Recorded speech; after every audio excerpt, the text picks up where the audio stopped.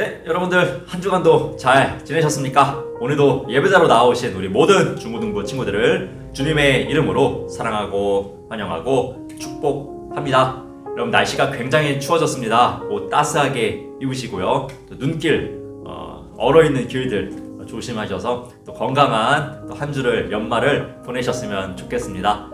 여러분 몇 가지 교회 소식을 우리 중고등부 소식을 전하고 말씀을 나누려고 해요. 우리 첫 번째로는요 예배 준비입니다. 여러분 혹시나 지금 누워있는 친구들 있다면은 얼른 일어나시고 다른 것들을 막 하면서 예배드리고 있는 친구들 있다면은 얼른 정리하셔서 온전한 예배자로 바로 되셨으면은 좋겠습니다. 자, 그리고 두 번째로 이제 성탄절 크리스마스가 얼마 남지 않았어요. 우리 12월 25일 우리가 코로나로 인해서 함께 모이지는 못하지만요, 우리가 함께 모여서 실시간 예배도 드리고요. 그 이후에는 각 기관에서 또는 뭐 중고등부 고3 친구들 또는 어린 친구들이 집에서 또는 외부에서 이렇게 준비한 축하 공연 영상들이 있습니다. 그래서 여러분들이 그 시간도 함께 하셨으면 좋겠어요.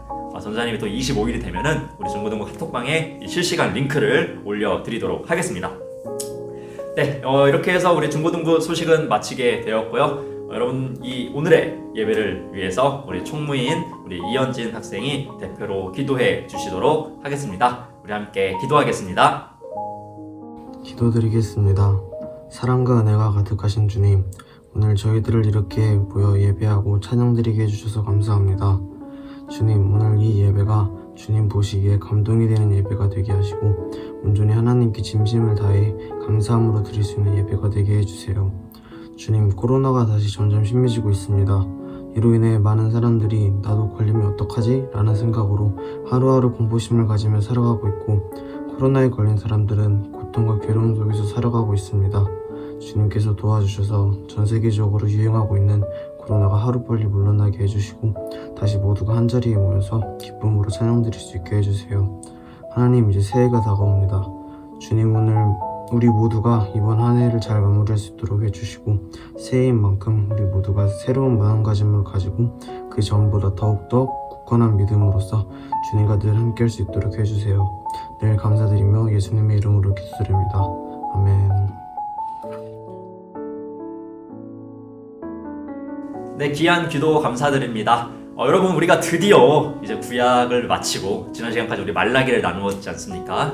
이제 구약을 마치고 이제 신약으로 넘어왔습니다. 그 첫 번째 있는 것이 바로 마태복음입니다. 여러분 우리 성경 신약 성경에는요 4대 복음서가 있습니다. 첫 번째로는요 마태복음이 있고요, 두 번째로는요 마가복음이 있고요, 세 번째로는요 누가복음이 있고요, 네 번째로는요 요한복음이 있습니다. 그래서 우리는 이 네 가지 복음서를요 사복음서라고 이야기를 해요. 그럼 어떤 차이가 있느냐? 대체로 비슷한 교집합되는 부분들이 있어요. 그러나 마태가 바라본 예수님의 모습, 마가가 본 모습, 누가, 요한이 예수님을 바라본 모습은요 다 달라요.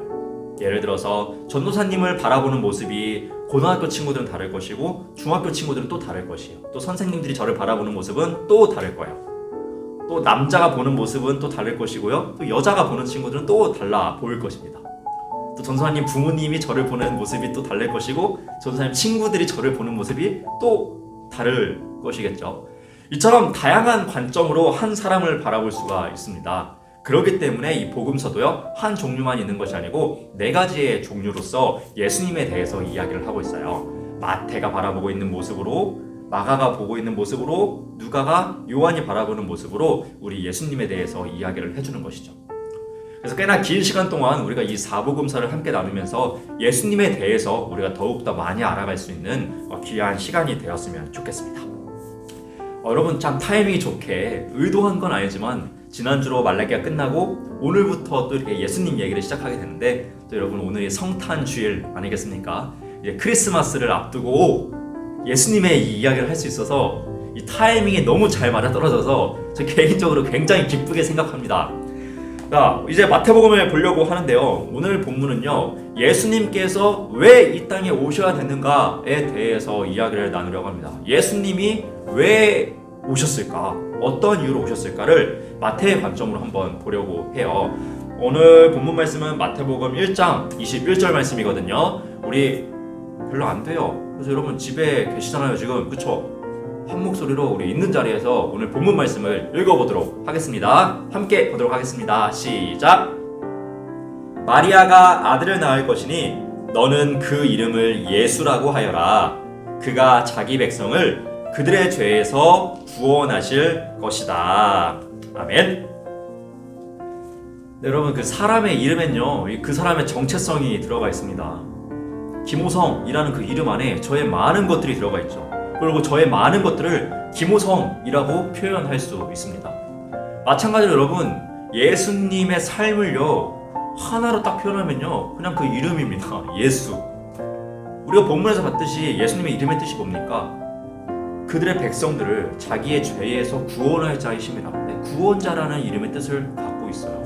이미 예수님은 구원하기 위해, 구원의 일을 하기 위해서 이 땅에 오셨고, 그리고 앞으로도 그렇게 일하실 거라는 것을, 예수님이란 분은 그런 일을 하시는 분이라는 것을 충분히 이름으로써 이야기를 해주고 우리에게 설명을 해주고 있어요. 그리고 여러분 오늘 본문 말씀을 보면은 어디에서 구원을 하시겠다라고 이야기를 합니까? 이 죄에서 구원하시겠다라고 이야기를 하고 있어요. 여러분 우리가 궁금한 점이 하나가 있을 것 같아요. 그럼 죄가 무엇일까? 여러분 죄가 무엇입니까?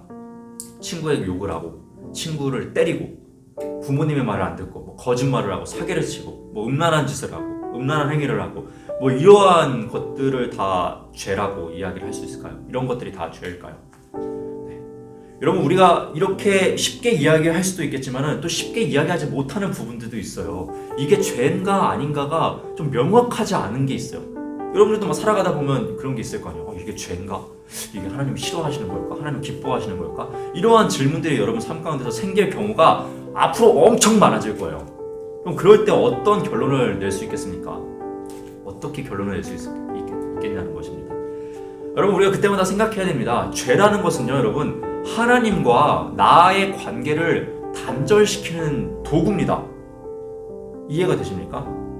어떠한 것이라도요 나와 하나님의 관계가 연합되게 하는 것은요 죄가 될 수가 없습니다. 왜요? 하나님과 내가 하나 되게 하니까요. 사이가 좋아지게 하니까요. 이것은 죄가 아니죠. 근데 반면에요 나와 하나님이 계속해서 멀어지게 하는 무언가가 벽을 치고 있어요. 무언가 자꾸 방해를 합니다.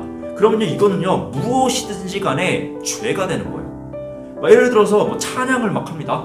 찬양을 하는데 내가 하나님을 위해서 막 기쁨으로 해요. 그러면서 하나님과의 관계가 회복됨이 막 느껴져요. 그럼 이 찬양은요 죄가 아니죠. 이거 어떻게 죄가 될 수 있겠어요? 근데 반면에 내가 똑같이 찬양을 해요. 근데 막 사람들에게 막 잘 보이게 해요. 사람들에게 잘 보이려고 내가 막 찬양을 합니다. 그래서 하나님을 보기보다는 사람을 막 봐요. 그러면 하나님과 나의 관계가 더 떨어지겠죠? 그러면은요 똑같은 찬양인데도요 여기서의 이 하는 찬양의 행위는요 죄가 될 수 있다라는 이야기인 겁니다. 무슨 말인지 이해가 되십니까?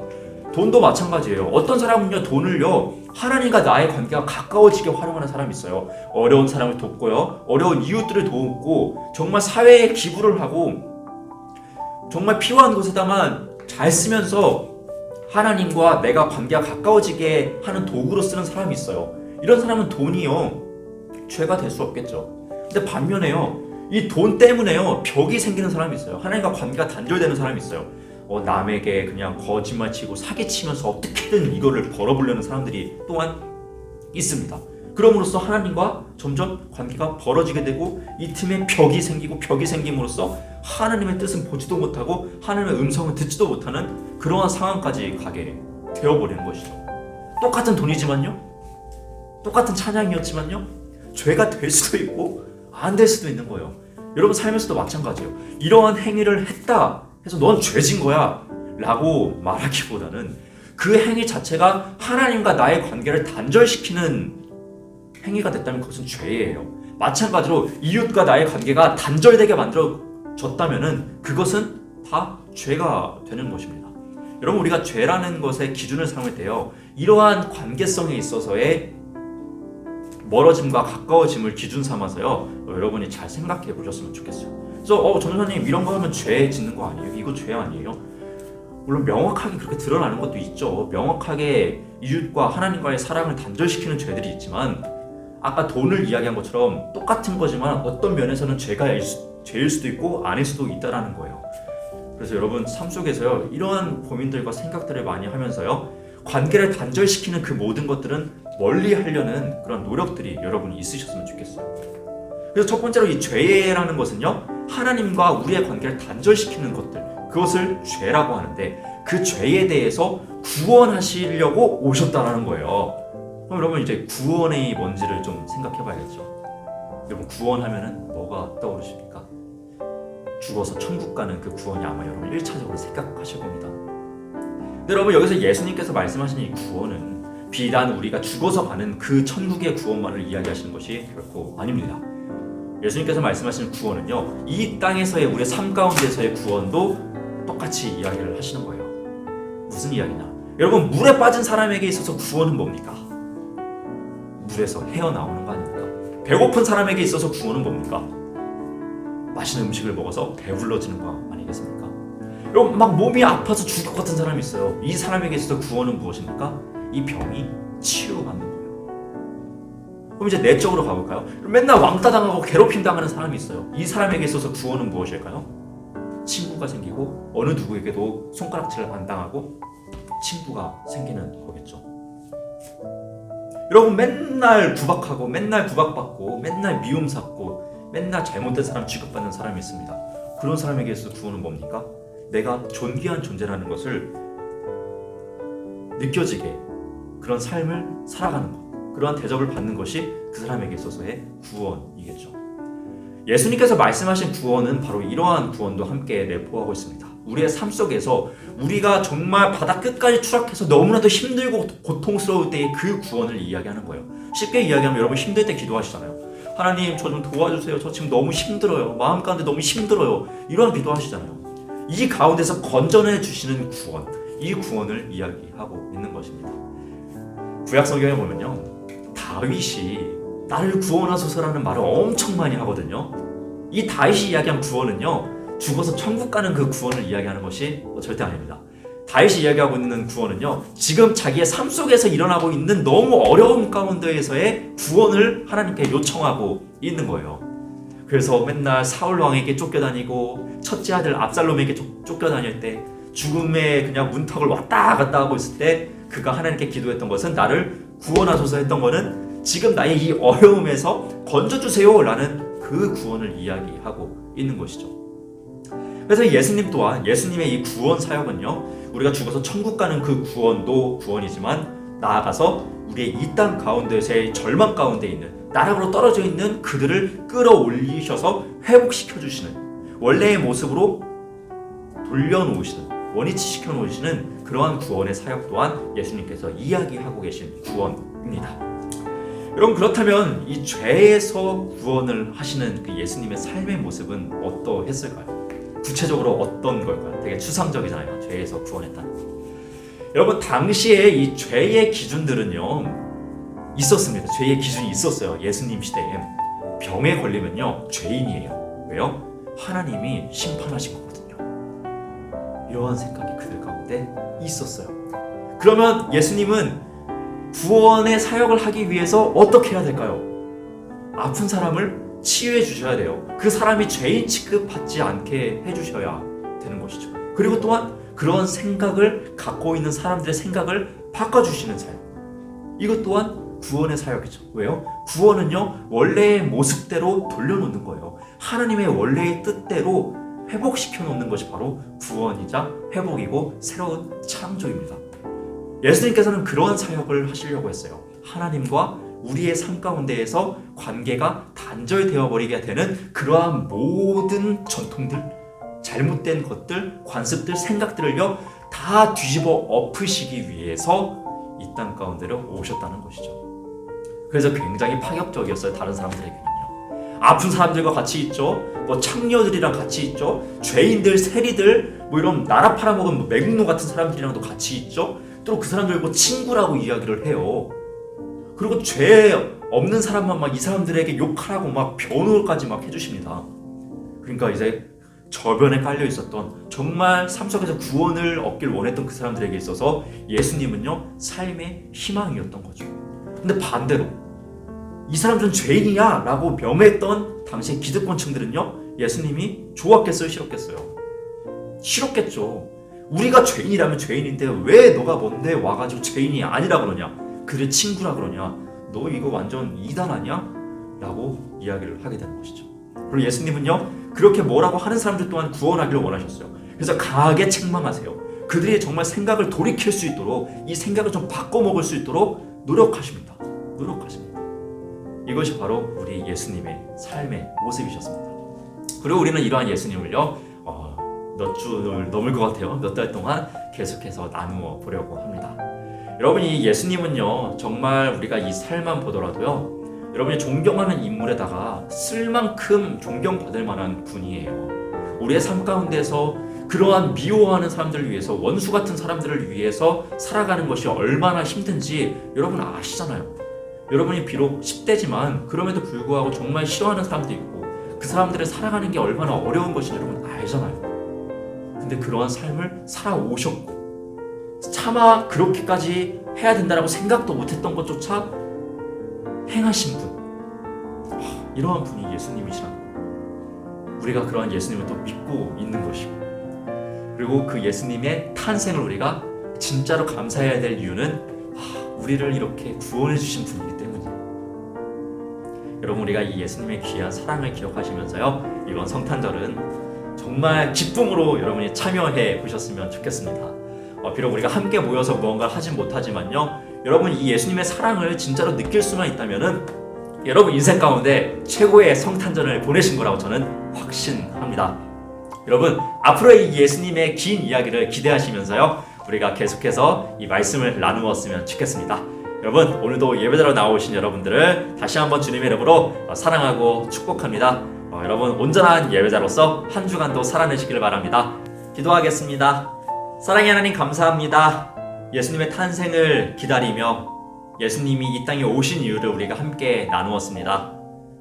정말 하나님 우리를 죄에서 구원하시고 우리의 모든 삶의 소망이 되시기 위해 오신 그 이유를 기억하면서 감사함으로 한 주간도 살아낼 수 있는 우리 모든 중고등부가 될 수 있도록 주님께서 함께하여 주시옵소서. 감사드리며 예수님의 이름으로 기도드렸습니다. 아멘.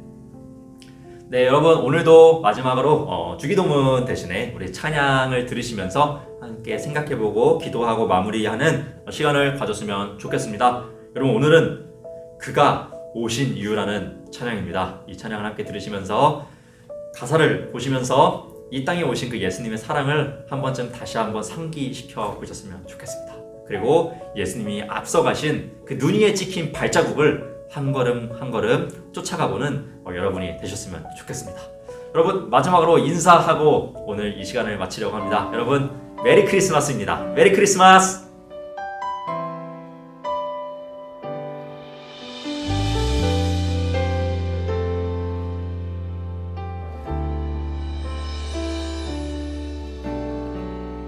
이 세상 가장 아름다운 순종의 눈물, 온 세상